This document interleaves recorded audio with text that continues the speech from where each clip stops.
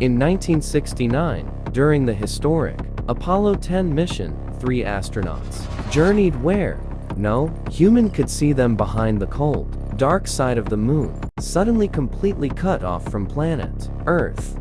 They heard something, a sound that wasn't supposed to exist. For 60 long minutes, NASA lost all contact.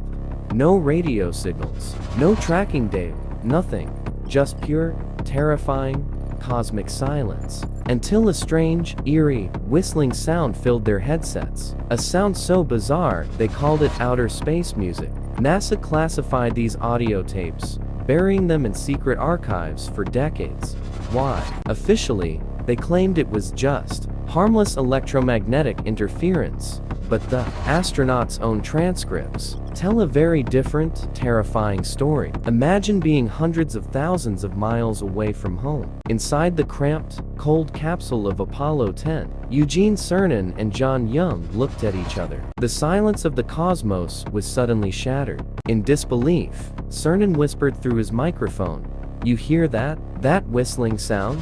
Total silence followed for a few seconds. Then, John Young replied, his voice trembling, "It sounds like, inner space-type music."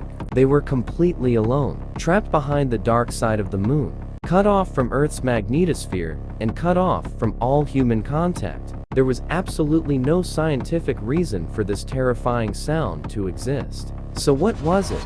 When these Apollo 10 audio tapes finally leaked to the public decades later, a wave of shock hit the scientific community. NASA quickly stepped into damage control. They officially claimed it was nothing more than routine radio interference, just a simple electromagnetic glitch between the lunar module and the command module. But here is the catch. The exact same unsettling noise was heard by the crew of Apollo 11 right before Neil Armstrong stepped onto the moon to make history. The astronauts were strictly instructed to keep this a secret, never to speak about it publicly. It makes you wonder, why would a global space agency go to such lengths to conceal a simple, harmless radio glitch? What were they truly afraid of? Mainstream scientists try to reassure us. They say the moon's ancient crust interacts with solar winds in ways our instruments cannot fully comprehend. But alternative theories paint a far darker, more terrifying picture. What if the moon is not just an empty, dead rock floating in the dark?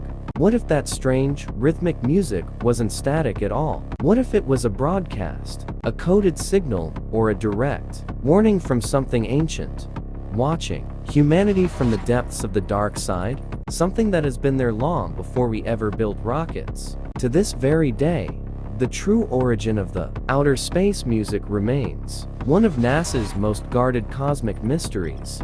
The files are open, but the answers are lost in the vacuum of space. So, ask you, what do you believe the Apollo astronauts actually heard out there? Was it just a mechanical malfunction, or is there someone or something waiting for us in the dark?